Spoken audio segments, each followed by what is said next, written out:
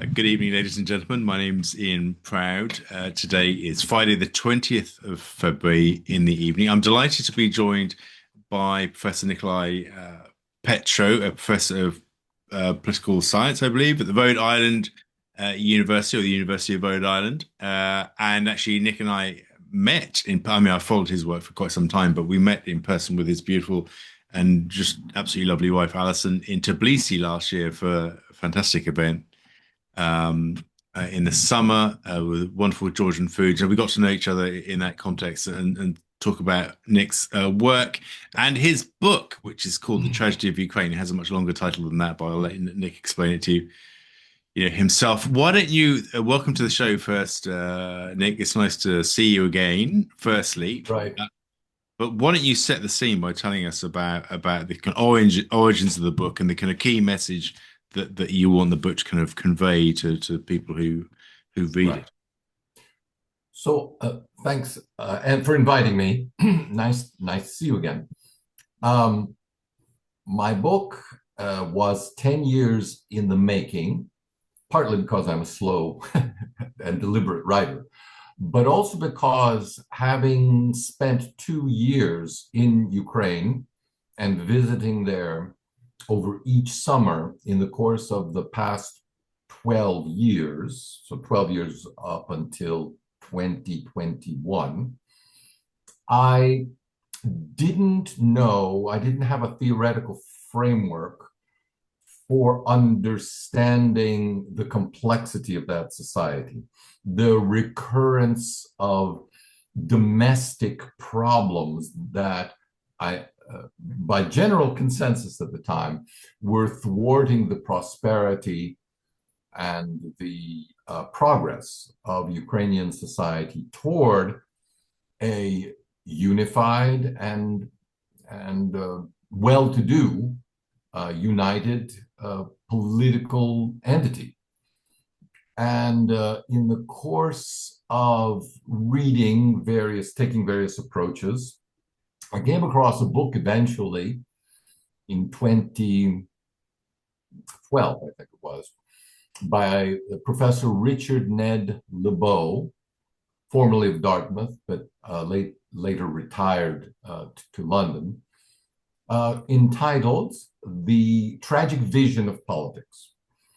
And as the name implies, it takes classical Greek tragedy, starting with Thucydides, but then says there are lessons here that Thucydides describes that are relevant to understand politics through the ages.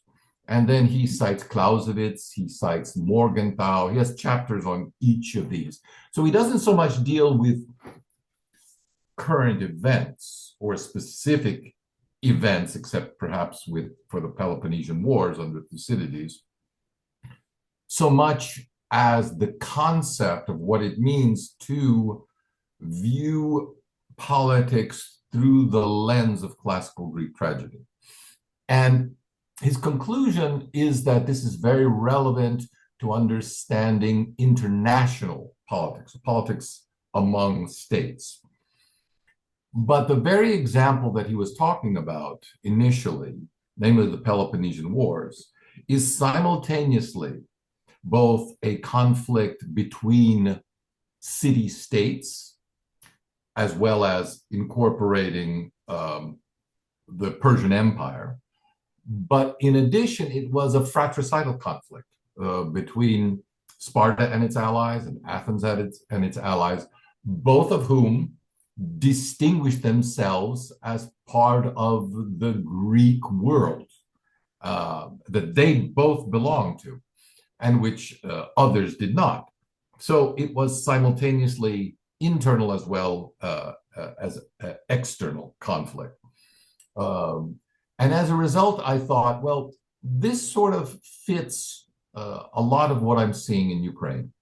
Because on the one hand, there is a distinction that I see some Ukrainians drawing between we as Ukrainians distinct from Russians, the Russian ethnos, language, culture, and state, and we want to strengthen the one, probably as they see it, necessarily at the expense of the other. And that was one view within Ukraine. And then another view, also very common in Ukraine, was, of course, there are obvious differences between Ukrainians and Russians, but we don't need to define them as a confrontation. We can, in fact, see them as distinct but closely related, sort of like different personalities that people might have within a single family. That doesn't mean, no matter how diverse you may be in terms of your personalities and ambitions, at some level you recognize that you are part of a single family. And there's strength in that as well. What you can distinguish yourself sufficiently without needing to annihilate the other. Yeah, and if I can jump in, I mean that cultural distinction is precisely internal within Ukraine with the kind of Russian ethnic, it is and between Ukraine and Russia itself. Well, it is well understood within the regions of Ukraine, and it is, I found, less understood. Now we're talking 4 years afterwards, so what I'm talking about is up to 2022. And you can always ask me, well, what has changed since? But I think things have changed since. But up to 2022, I would say that it was much less understood in Russia proper, who simply said, well, what is we don't sense a real difference, because the primary language of the majority of Ukrainians in 2022, in all regions of Ukraine except the 4 territories or oblasts of Western Ukraine, was Russian. And that was widely understood. It was the primary language in all 10 of the top 10 cities of Ukraine. And that's just a historical, the result of historical processes.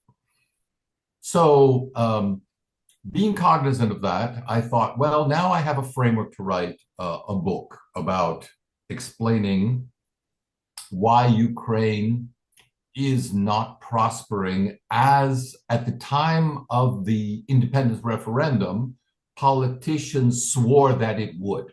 In other words, the pledge of Leonid Kravchuk, the Communist Party leader who transformed into the first president of an independent Ukraine, was that we have all the preconditions here to be as prosperous as France now, and more prosperous than any Western European country 10 years from now. And that was one promise. The second promise that he made in his electoral campaign was that in no way, shape, or form would there be any diminution of the status or rights of Russian speakers. They would be fully enfranchised in an independent Ukraine. So an independent Ukraine, as Kravchuk saw it, was determined to become a multicultural society. It simply did not work out that way, because the forces of nationalism negotiated for themselves special privileges in the 4 Western regions of Ukraine. And that then by 2010 already became their electoral base of support. And with each successive political crisis, their power grew as they proposed a very simple solution to all of the unsettled aspects of Ukrainian society.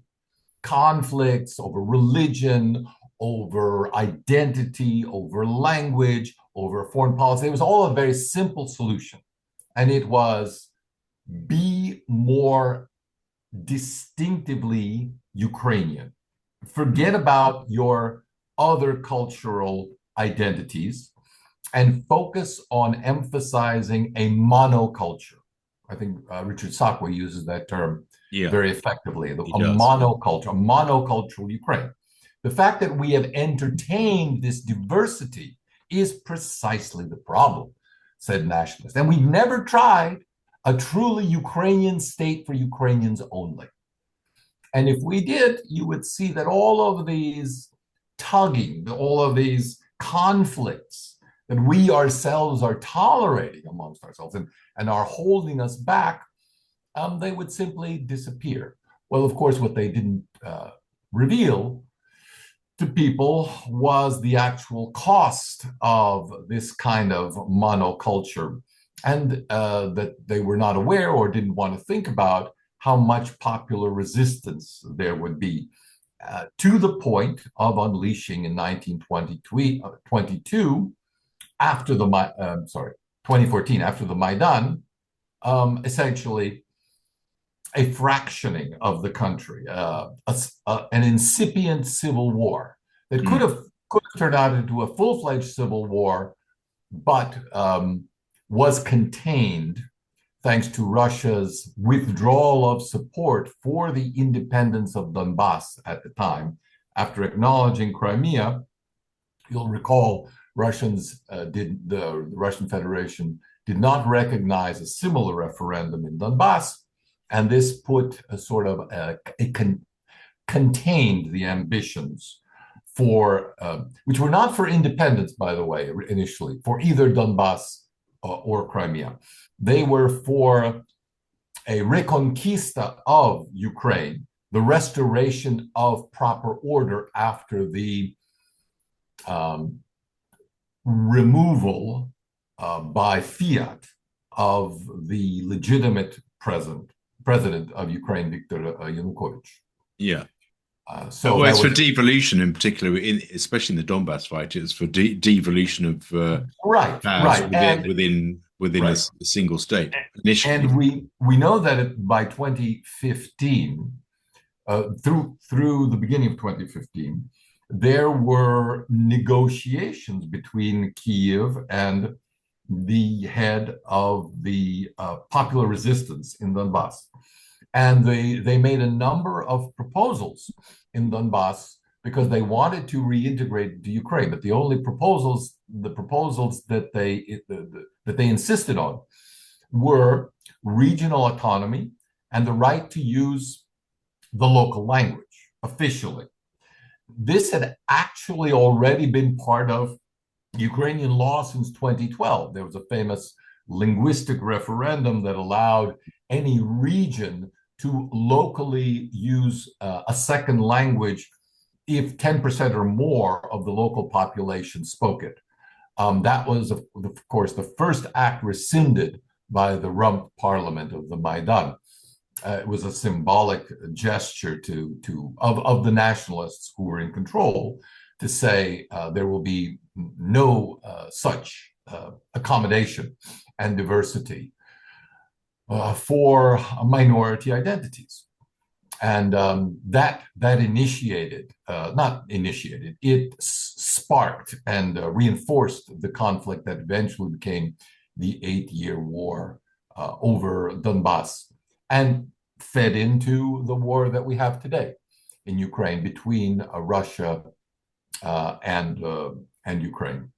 Well, why do you describe it as an 8-year war over Donbass? I'm interested if you could perhaps clarify that. I know the background, but maybe people watching might because not. it lasted from 2014 to 2022. So, but I think the question is, why do you see that as distinct from the actual war between Russia, and Ukraine?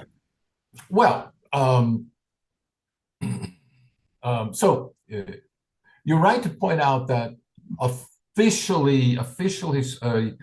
Kievan government historiography posits the beginning of Russian aggression in 2013, I think, before even the events of Maidan. So they see this as a long, drawn-out conspiracy following a logical sequence of events that continually escalated to the present day. but I don't think that meets the historical record that is confirmed by the historical record. And we know from the negotiations that were pursued through 2014, 2015, and even afterwards, as reported by various sources, including people in the Zelensky administration, like his late confidant Sergei Sivocha, that a number of proposals were made by the leadership in Donbass to reintegrate with Ukraine, but on the basis of local autonomy, which, as they correctly pointed out, had already been, there was a precedent for it in Crimea. Crimea is listed in the Ukrainian constitution as an autonomous republic. And the substance of that republic has, since 1995, gradually reduced. But nevertheless, it remains such in legal documents. And certainly the local officials in Crimea always tried to substantiate and create more substance to their own local autonomy. So what the rebels in Donbass were arguing for was, initially at least, the same rights as Crimea. And they were willing to fight for that. It was only when that concept and that compromise was rejected by the officials in Kiev that they turned more and more to Russia for support. And Russian support came reluctantly over time, and in indirect ways at first. Russia's emphasis at the time was to make sure sort of a two-track, I think, two-track policy. One, not to allow the independence or say the autonomy of Donbass to be compromised through a military conquest by Ukraine, and at the same time support them in their negotiations for autonomy. And this led to Minsk I, the Minsk I agreement and the Minsk II accords and all the various variants added to it. But it is very important to remember the objective of the Minsk Accords was the reintegration of Donbass back into Ukraine. And that was Russia's position throughout, up until 2022. And the objective inability or failure to reach an accord, which by 2021 already, it was openly being discussed in military as well as political circles. And these discussions were repeatedly referred to in Ukrainian media regarding the example of Serbska Krajina, the 10-day war that was successfully conducted by, I think, Croatian forces to remove Serbian forces that were resisting their control in southern Croatia. That was a good model, many Ukrainians were arguing in government circles, for Ukraine to pursue in Donbass. And we were simply, building up resources and waiting for the time. The military leadership of Ukraine at the time took an ambivalent position on this, saying they were reluctant to support such a position because they argued it would be more costly than political leaders expected. But they would be willing to carry out military orders if directed to do so. And that led to the so-called anti-terrorist operation. I mean, that's what they called it, the anti-terrorist. That was initially an anti-terrorist operation. Then I think by 2017, it was relabeled as an armed aggression. Yeah. So it was all redefined after 2017, when the first when the first deadlines of the Minsk Accords had to be renewed, had to be extended. Yeah. The issue came before the Rada, the Ukrainian parliament, and they decided that a new terminology was needed, and the objectives were then to remove Russia's military from the region, such as it was at that point after 2017, and not to engage in any negotiations with the local leadership, as stipulated in the Minsk Accords, especially the Minsk II Accords.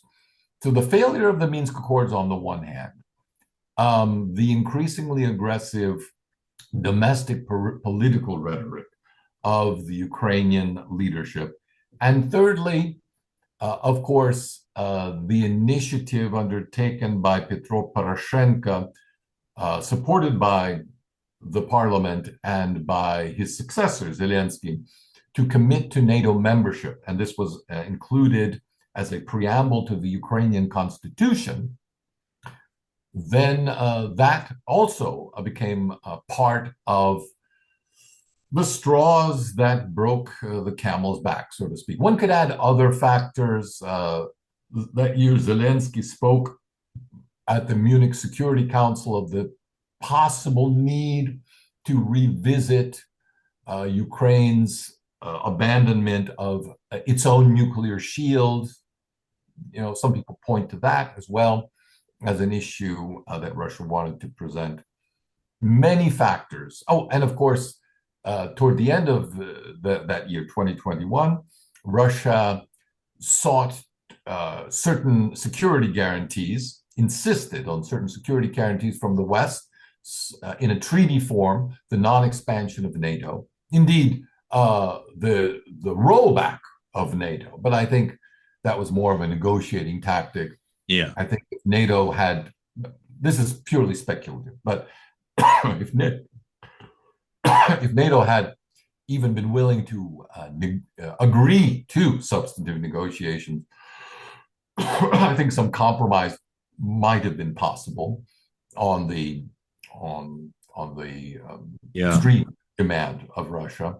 But as we know, both the United States and its European allies rejected any discussion with Russia over NATO, which is, of course, the antithesis of diplomacy. You can almost just talk about it as a preliminary declaration of war. In other words, we have nothing to talk about. Well, then what are we to do? Well, we must fight. Exactly what Boris Johnson showed up later in Kiev after the Istanbul Accords were about to be signed, to state very clearly, you may be ready to negotiate peace, but we in Europe are not. Let's fight. You fight and die.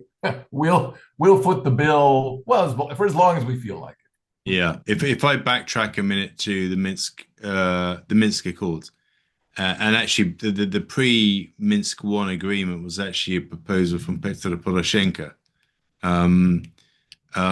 because the military operations were leading to civilian casualties in Donbass, and Russia was just starting to drip-feed support to the separatists, and there's that one on the back of some particularly harsh Ukrainian kind of shelling of civilian areas. There was that one massacre of Ukrainian troops in the Donbass by Russian forces in like an ambush type scenario. I don't know if you recall that. I think it happened in July of 2014. I discussed various incidents in the book. People can look it up. The actual origins of the fighting in Donbass. I do recall one thing about that, which is that the notorious Dmitry Yarosh, the leader of the right sector, who later became an advisor to the chief of staff of the Ukrainian military, says in an interview in the Ukrainian papers that he was given a direct order by the pro tem leader of the Ukrainian government at the time. So before Poroshenko, I believe it was Turchinov, to initiate a combat scenario.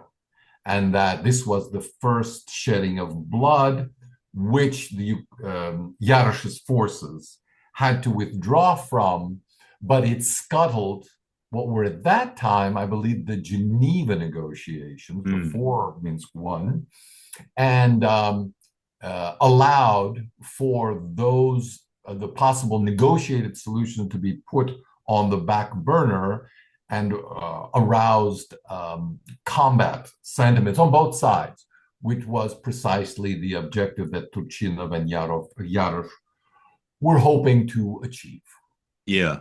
No, the point I was, I suppose, and that's actually incredibly helpful sort of background, particularly on Yarosh and his, of course, he's got sort of links to what happened in the Maidan Square as well, but I don't want us to get sidetracked by that. But I mean, the point was that at the point at which kind of it was apparent that the Russians were getting a bit more involved in the situation in the Donbass on the back of Ukrainian military actions, including against urban centers, like Donetsk City center was shelled, for example. That then he kind of pushed forward. Then we got Minsk One, agreement, and the same situation, was occurring in January of 2015 when Minsk One wasn't fully being abided by the Ukrainian side. Then we had the situation in Debaltseve and the battle for Debaltseve. Yeah. Right. Immediately Novask before. and then Debaltseve were two military disasters. And at the time, the Ukrainian military felt it was strong enough to make the case to the political leadership that to save forces, they needed to withdraw and we needed a ceasefire. That, just to fast forward to the present day, does not appear to be the case today. Yeah, no, I completely agree. And just to close the circle on that sort of Minsk two issue, I mean, I think the Russian position was that they weren't going to let the separatists lose, even though they were pinning their hopes on some sort of devolution. But while these negotiations were happening, they weren't going to let the separatists lose to military action by the Ukrainian side.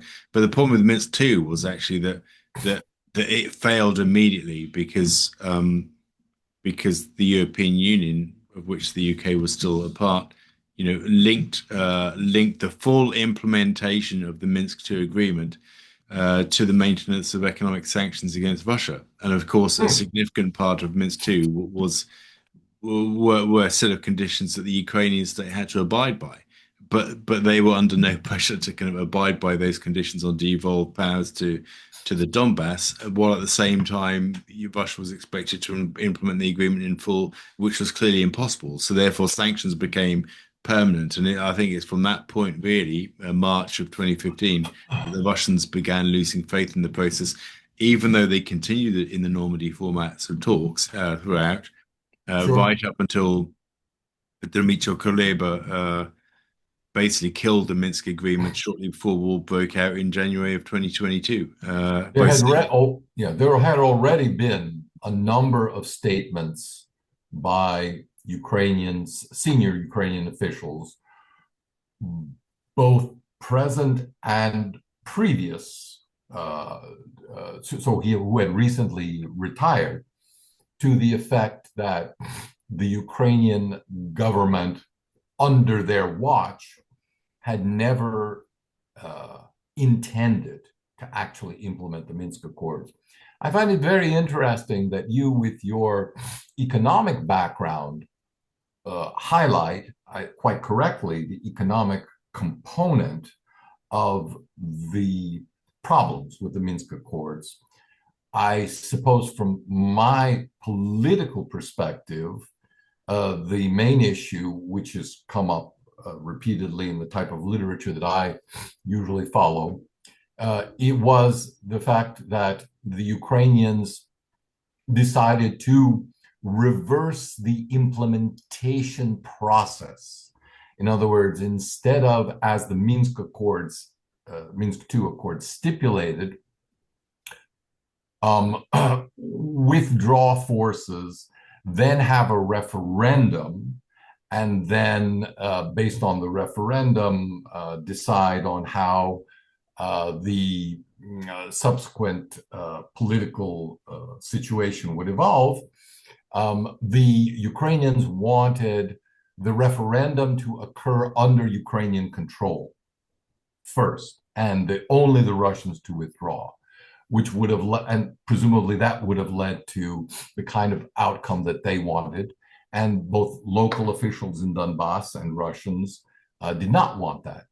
So they simply reversed the order of the implementation of the Minsk Accords and insisted, without renegotiating them, that this had to be the new way in which the Minsk Accords had to be interpreted.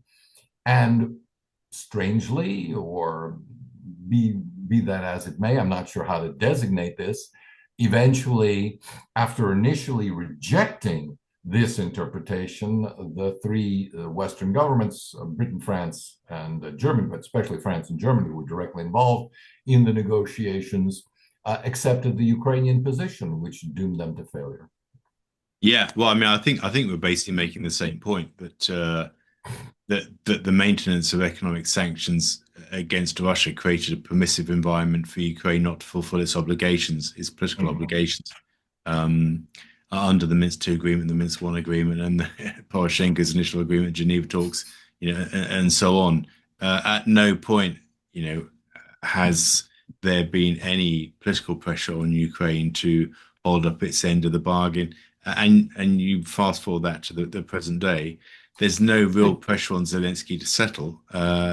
We'll back him to the hilt. We'll give him the money that he needs, despite the cut. And to bring it back to the kind of the start point, the kind of the culture war that still goes on in Ukraine under his leadership. Not to mention the corruption that swirls about.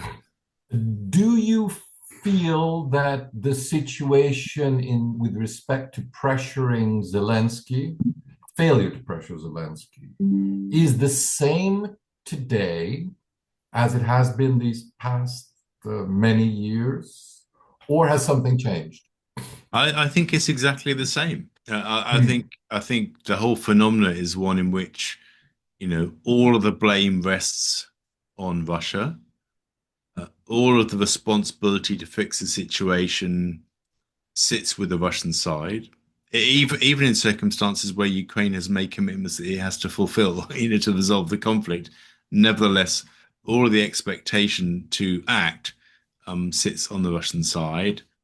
Levers are applied, including quite harsh economic levers, to allow that to happen.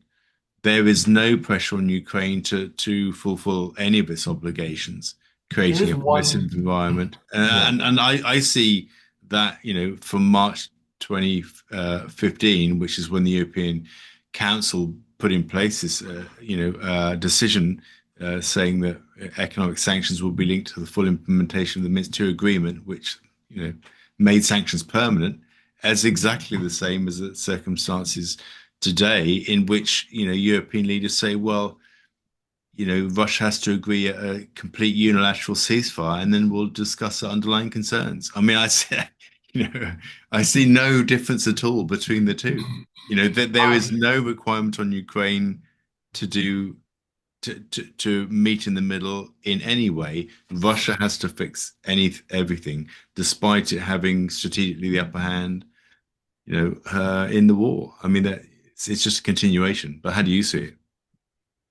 I think that the European bureaucracy and the current EU and NATO leadership see it that way. But there is a difference in the public rhetoric today that I'm not sure how to evaluate, whether to say it is serious or not. And I've listened to a lot of discussions about this, which come to simply different conclusions because no one has inside knowledge or can predict. And that is the specific rhetoric of the President of the United States, which is different from that of his predecessor. Not that he is supporting Russia. He is, however, more willing to be critical of the intransigence of the Ukrainian president, of Zelensky himself, and to criticize Zelensky personally in a way that the previous administration could not fathom, would simply not do, because it would suggest a division among Western allies. And I think your takeaway from this is that, well, there may be some rhetorical differences, but the substance of the policy has not changed. And which I think is a pessimistic assessment, and I hope more optimistic assessment is that there may be something more to this alternative rhetoric proposed by the American president. It at least offers in the public space, and perhaps in the diplomatic arena, a bit more wiggle room to make suggestions that will be taken perhaps more seriously by the Ukrainian side. Although from what I've seen, just to finish up on this, I watch a lot of Ukrainian podcasts, internal discussions among political analysts there. And there does seem to be the view that for whatever reason, and perhaps some feel foolishly that it's just Zelensky's short-sightedness, but that he is increasingly obstinate in rejecting any alternative to his own assessments. And where that leaves the country in terms of reaching a negotiated settlement is in a very bad place right now.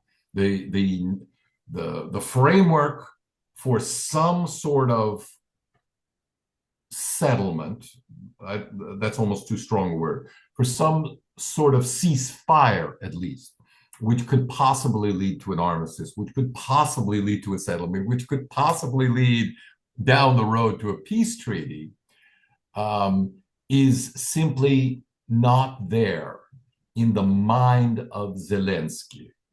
So, which leads to a lot of speculation about how secure is Zelensky's leadership in Ukraine. No, I agree. I agree with you. Again, I think we're both in violent agreement on this. I think certainly I'll come on to kind of Trump, creating a more permissive space for people to actually have debate about Ukraine's future. I think that's absolutely right. I agree with you completely.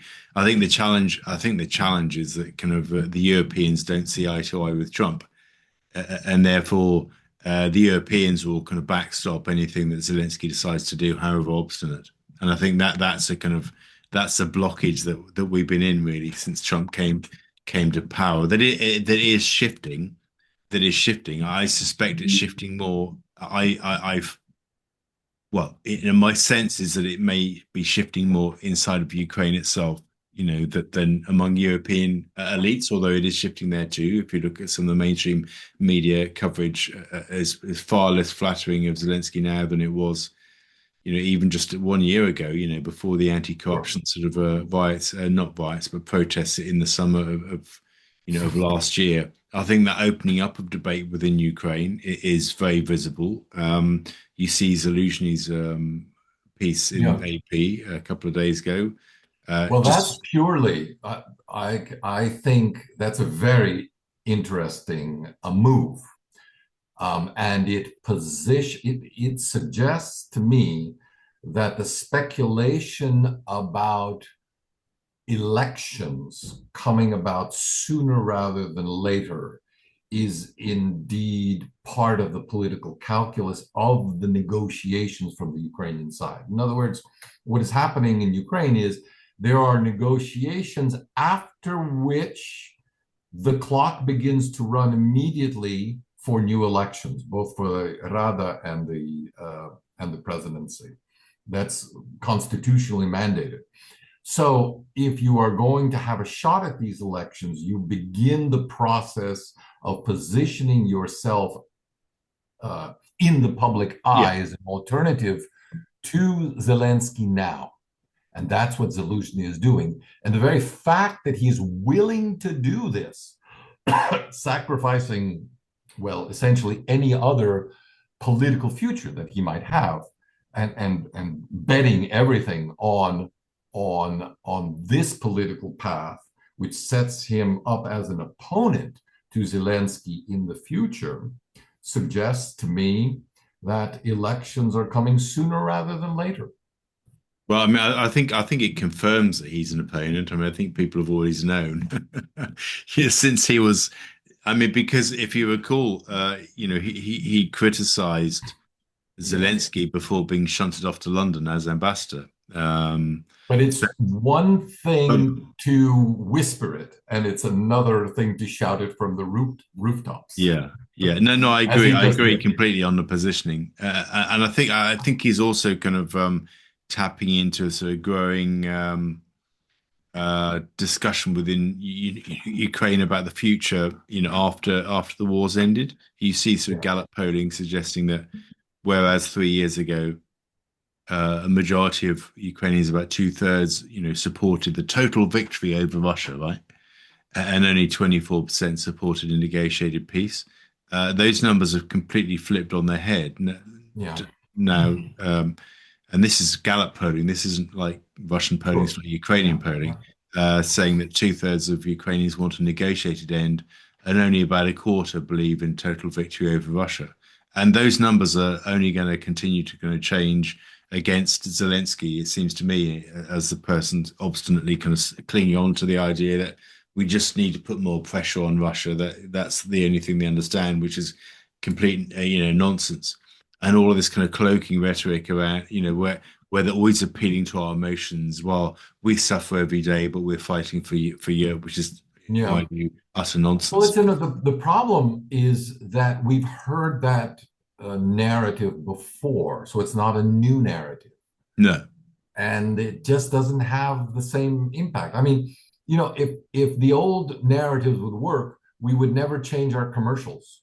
And yet we always do. There always has to be a new reason to buy a car or some medicine or something, because we get used to the old line, and it doesn't have the same impact on it. And sadly, we get inured to well, even to pathos, even to all sorts of cries of the spirit to support us, help us, come to our assistance. And it's interesting. Again, I'm going to throw in my impressions from listening to hours sometimes of Ukrainian commentators debating these issues. They have noticed the increasingly dire and unconstrained tone that Zelensky allows himself to take in Western interviews with respect to politicians who do not agree with him. In Slovakia, in Hungary, but also even generically speaking in the United States and elsewhere. He begins to use swear words. Something like the Piers Morgan interview. For example. But it's not the first time. And it's interesting. Again, you have two theories. I've seen two theories about this. One is, well, he's still the consummate actor, and he thinks he knows what he's doing, and he's doling out these epithets for effect, for shock effect. Another equally plausible interpretation is that he's in desperation, and sometimes this desperation manifests itself in interviews where he thinks he feels secure, and he's willing to go and risk that perception among his friends. I was also struck by the Simon Schuster interview. It was a short interview, or at least it was edited to be a short interview. I wonder what the longer version of the interview was, because there were specific times in that interview where I thought, well, what exactly does this mean? I mean, could you spell it out a little bit more for us? One of the interesting things about that interview in the Atlantic magazine was his description of negotiations as a tactic rather than, again, I think the term as he used it and as it tends to be understood, a tactical maneuver means that, well, we're not really committed to an end of the fighting. We're committed over the long term to the full restitution of our territory. Yeah. But tactically, we may agree to a ceasefire for a certain period of time. Yeah, I think that's absolutely right. And certainly if you listen to the tenor of European leader speeches at the Munich Security Conference, I mean, Zelensky's speech was just give us more weapons, and I haven't ruled out joining NATO. But I mean, European leader speeches were saying rearmament. And there's a key moment in Keir Starmer's speech where he said, well, no one wants peace more than us. Yeah. And yet the rest of the speech is about rearmament. And of course, I know, right. The risk is if Ukraine joins the EU, I think that's going to be a real struggle. But anyway, if it does, without any real settlement of what future arrangements will be for security and across Europe with Russia, then we will be pressing the pause button, on a future much bigger war with Russia. I mean, I think so. Can I plug another interesting podcast? Yeah, please do. So there's an interesting discussion on YouTube now, or within these last day or so, between George Beebe and John Mearsheimer. Yeah. And in so many words, the convener, the person moderating the discussion, is trying to get them to explain why one treats the negotiations as inevitably fruitless, not able to bear fruit. That's John Mearsheimer. And the other as saying, no, look, the process is going forward. That's a good thing. And we do not yet know what fruit it might bear. But the process, the growth, the negotiations are in fact there. They are taking place. And we simply don't have all the information to evaluate them. They do a very good job explaining their various positions, but I do tend to hope that Beebe's position, well, it seems to me the more logically hopeful one that one can support based on the available evidence, which is that the negotiations are taking place. Yeah.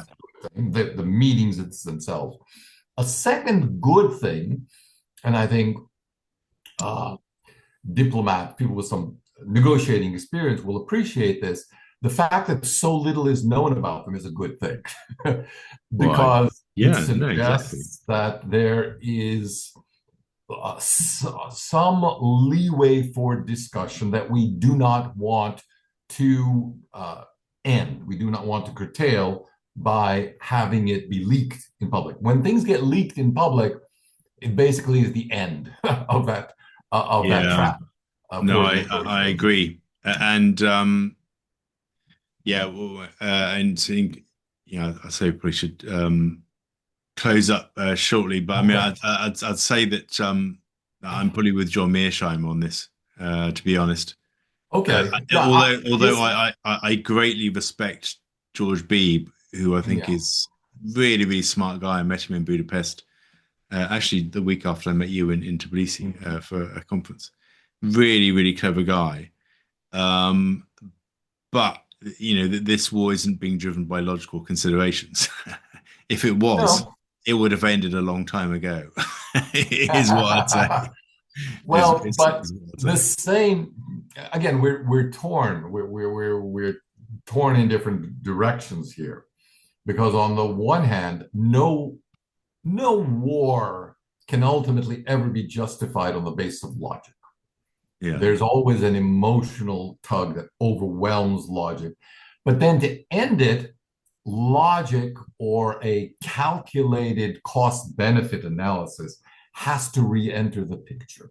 Yeah. No, I I agree. think it I always agree. does at some point, but it has to struggle. It has to Yeah. struggle to do so. It's been struggling a lot, Nick. Yeah, yeah. Yeah, particularly But I because think of the the position. weakness of John's position, which is a very solid position, that there are in fact no no public evidence that the two sides have reconcilable positions, is a very good one to appreciate. But it doesn't seem to me to preclude discussion. It precludes an easy discussion. Yeah. No, that That's is I'll say true. that. I mean, I tend to think the logical realities will make the termination or the temporary cessation of the conflict inevitable, like, the availability of money. Um, It uh, could, but yeah. they won't necessarily provide the logical driving force for the talks themselves. That. But we'll see. I mean, like I say, I mean, I am, after all this time, pessimistic, but Hmm. I want to be optimistic, Nick. I want to be optimistic. I want to be like George Beebe, who believes that the process will win over. But I've just seen so many processes that have always been subordinated to kind of emotions and the blame game of it's Yeah. Russia's fault and we should do everything to support Ukraine even when we're losing, which is essentially what we've been doing since the war Right. started. Yes. But Having said that, there is another a truism that I think is hard to refute, which is that all wars do come to an end. It's just yes, a matter of figuring out what the terms will be. yeah.